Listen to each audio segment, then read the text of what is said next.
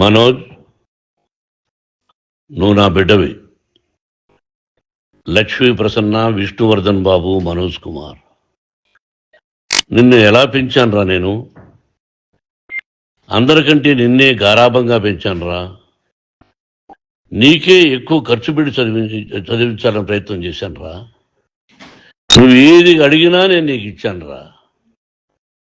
కానీ ఈ రోజున నువ్వు చేస్తున్న పని బిడ్డల గుండెల మీద తంతారంటారే, అలా తన్నేవరా. మనసు ఆవేదనతో కింగిపోతుందిరా. నేను మీ అమ్మ ఏడ్చుకుంటున్నావురా. జర్నలిజం ఉన్నది లేనిది, లేనిది ఉన్నట్టు రాస్తున్నారా. నువ్వు నన్ను కొట్టడం ఏంట్రా? నా బిడ్డ నన్ను తాకలా. ఇద్దరం ఘర్షణ పడ్డాం కొన్ని కారణాల వల్ల. ప్రతి ఫ్యామిలీలోనూ ఉంటాయిరా ఇవి. లేనివాడు ఎవరైనా ఉంటే ప్రపంచంలో ఒకరున్నారేమో, 1% ఉంటుందేమో. అటువంటి వాళ్ళ ఇంటికి వెళ్ళి కాళ్ళు గడిగి నిద్ర పూసుకోవచ్చు. భారత భాగవత రామాయణాలు చూశావు కదరా. ఏమిటిది? మీ అమ్మాయి ఎంత కుమిలిపోతుంది ఈ రోజున హాస్పిటల్ చేరింది. నీ వల్ల హాస్పిటల్ చేరుతాను. చూడు మనోజ్, నీకన్నీ ఇచ్చినా ఈ రోజున నువ్వు నా గుండెల మీద తనడమే కాకుండా అపకీర్తి తీసుకొచ్చావు. ఏదేదో రాశావు, ఏదేదో చెప్తున్నావు. కొంతమంది జర్నలిస్టులు ఉన్నది లేనిది, లేనిది ఉన్నట్టు రాసేవాళ్ళ తత్వం వాళ్ళకి. ఎందుకంటే టీఆర్పీ పెరగాలి. ఇది వాళ్ళ నైజం. మనం మార్చలేము. వాళ్ళందరి మీద మన కోర్టుకు వెళ్ళలేము. వాక్ స్వాతంత్రం అంటారు, ప్రజాస్వామ్యం అంటారు. ప్రజాస్వామ్యంలో కూడా కొన్ని హద్దులు ఉన్నాయి. ఇది నీకు తెలుసు అనుకున్నా. ఎంత మంచి నటుడివి నువ్వు. నీ భార్య మాటలు విని తాగుడికి అలవాటు పడిపోయావు. వింటున్నావా మనోజ్? ఎవరిని నమ్మాలో ఎవరిని నమ్మకూడదో పరిస్థితి తీసుకొచ్చావు. విద్యాలయాలు ఎంత గొప్పవిరా. మనం 25% కులమతాలకు అతీతంగా ఫ్రీ ఎడ్యుకేషన్ ఇస్తున్నాంరా. క్యాస్ట్ అనేది తీసేశాను రా 92లో ప్రాస్పెక్ట్స్లో. నువ్వు చదువుకున్నావురా. అక్కడ చదువుకున్న బిడ్డలు IAS, IPS అయ్యారా. ఎంతో మంది గొప్పవాళ్ళు అయ్యారా. నువ్వు నటుడుగా ఎంతో గొప్పవాడివి. తాగుడికి అలవాడబడి నువ్వు నీ భార్య ఇంట్లో బిహేవ్ చేస్తున్న విధానం ఆ భగవంతుడు సర్వేశ్వరుడు తెలుసు. భగవంతుడు చూస్తున్నాడు రా. నేను తప్పు చేసినా, నువ్వు తప్పు చేసినా, ఎవరు తప్పు చేసినా. ఎంత అవకాశం ఇచ్చావు మాట్లాడుకునేదానికి అందరికీ. ఇన్ని సంవత్సరాల్లో మన విద్యాలయాల్లో ఒక్క తల్లి కానీ ఒక తండ్రి కానీ ఏమైనా చెప్పారా? ఆ బిడ్డలు మన బిడ్డలు రా. మీరెంతో నాకు అక్కడ ఉన్నవాడు కూడా నా కూతుర్లు, నా కుమారులు. ఎంతమందికి ఫ్రీ ఎడ్యుకేషన్ ఇస్తున్నావు. వాడి దగ్గర ఏది ఆశించరా. నువ్వు ఎందుకు ఇలా తయారైపోయావు? ఎందుకు ఇంట్లో ఉండే పని వాళ్ళందరినీ కొడుతున్నావు? పనివాడు వాడు పని చేసుకోవడానికి మన ఇంటికి వచ్చాడు రా. ఆ పనివాడిని కొట్టడం చాలా మహాపాపంరా. నేను వేరురా. నేను దండించడం వేరురా. నేనెవరిని ఆ చిన్న చిన్న వాళ్ళని కొట్టి ఇచ్చేసి చేయలేదురా. సినిమా ఇండస్ట్రీలో మోహన్ బాబు కొడతాడు, తిడతాడు అంటే అది షూటింగ్లో జరిగి ఉండొచ్చేమో. కానీ ఇంట్లో ఉండి 10 సంవత్సరాల నుంచి 20 సంవత్సరాల నుంచి పనివాళ్ళు ఉన్నారు. నేను ఇంట్లో లేని సమయంలో వాళ్ళందరినీ కొట్టి వాళ్ళ ఫోన్ లాక్కొని ఒకడైతే చచ్చిపోవాలి. వాడు పోలీస్ కంప్లైంట్ ఇచ్చి ఉండొచ్చు. నేను వద్దు అని వాడిని బతిమాలాడు. పోలీస్ కంప్లైంట్ కూడా ఇవ్వలా. ఇంకైనా నువ్వు నీ భార్య మారి బయట ఉండండి రా అన్నాను నేను.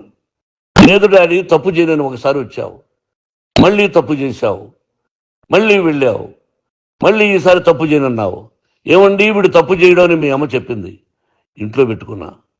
మళ్ళీ నువ్వు చేస్తున్నది, ప్రతిరోజు నువ్వు తాగుతున్న విధానం నీకే తెలుసు. ఇది ప్రజలు నమ్ముతారా లేదా అనవసరం నాకు. నేను నీకు చెప్తున్నా, ఇంతటితో పులి స్టాప్ పెట్టాలా. 3 రోజుల నుంచి రకరకాలుగా రాస్తున్నప్పుడు నా మనసు ఆవేదనతో ఉంది. మళ్ళీ చెప్తున్నా, Mohan Babu university is greater than temples. Greater than temples. బిడ్డలను కాలేజీలో చేర్చుకునే ముందు చెప్తారు, అన్నయ్య ఎంత ఉంది యూనివర్సిటీ రూల్స్, ఇది మా పద్ధతి, మీకు ఇష్టమైతే చేర్చండి.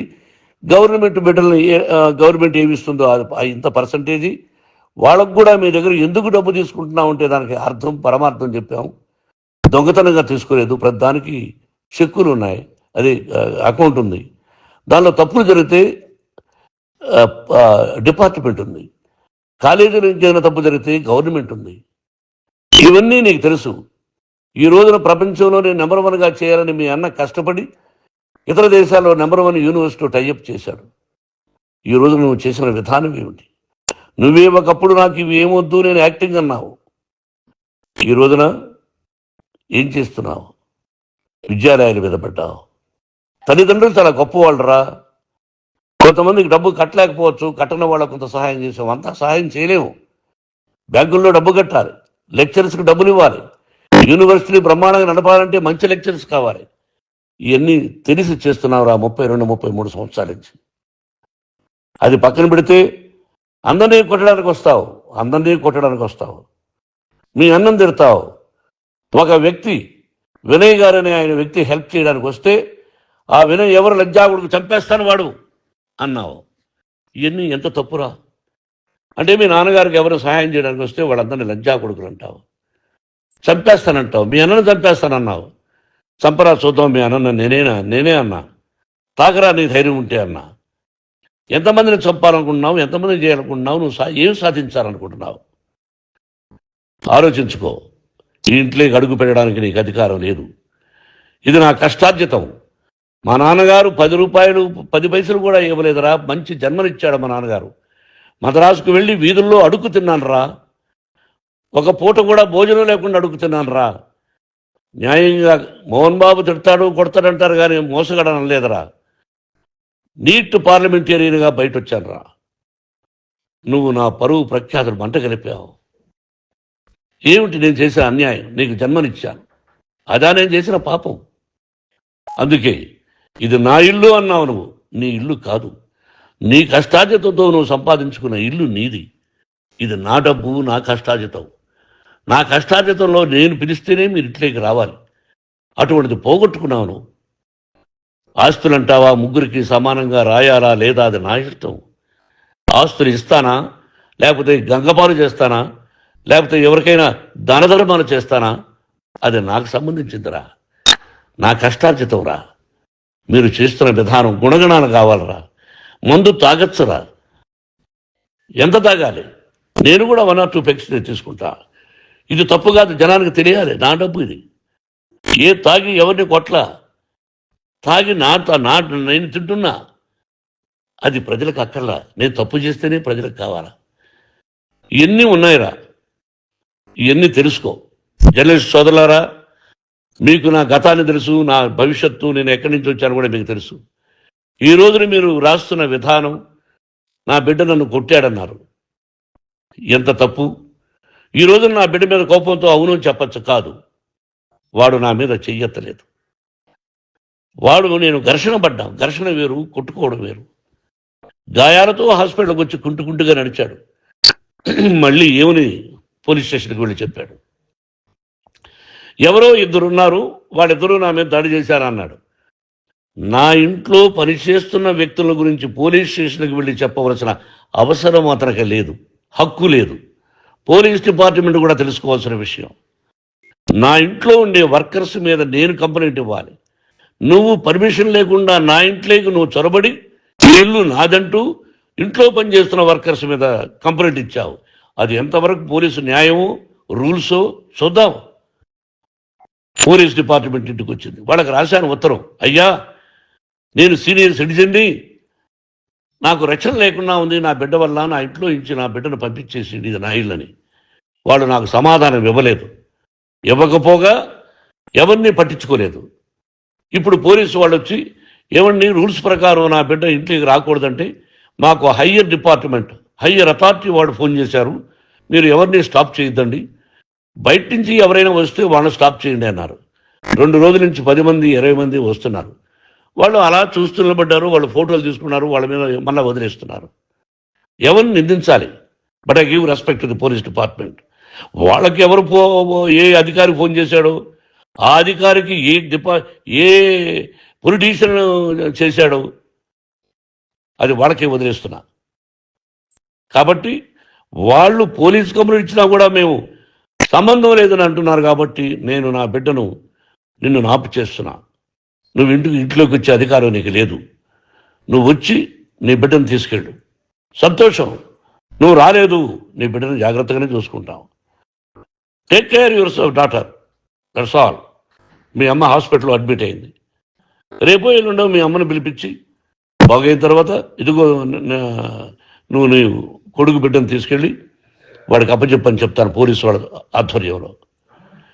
ఇది 100% జర్నలిస్టు సోదరులారా, పులి స్టాప్ పెట్టండి. మీకు కుటుంబాలు ఉన్నాయి, మీ యజమానులకు కుటుంబాలు ఉన్నాయి. మీ కుటుంబాల విషయాలు, మీ యజమానుల కుటుంబాల విషయాలు మేము ఎవరు జోక్యం కలుగు చేసుకోవాలా. మేము నటీనటులం. మాది తప్పుంటే నటుడుగా నన్ను ఫెయిల్యూర్ అని రాయండి, నా నటన బాగలేకపోతే రాయండి. బట్ ఇంటి లోపల సందులో నుంచి చూస్తూ తప్పు చేస్తున్నామని ఉన్నది లేనిది లేనిది ఉన్నట్టు రాయకండి. మీకు నా హృదయపూర్వక నమస్కారాలు. ఇన్ని రోజులు హృదయపూర్వకంగా ఎంకరేజ్మెంట్ చేశారు. ఆ ఎంకరేజ్మెంట్కు నమస్కారం చేసుకుంటూ I love you all. I love you police department. మీరు న్యాయంగా ధర్మంగా నడుచుకోండి, ఎవరికి తొత్తుల్లాగా ఉండొద్దండి అని మనవి చేసుకుంటూ నేను సెలవు తీసుకుంటాను. Thank you very much for all the journalist. ఇక్కడ పులి స్టాప్ పెట్టండి, పులి స్టాప్ పెట్టండి. Thank you very much.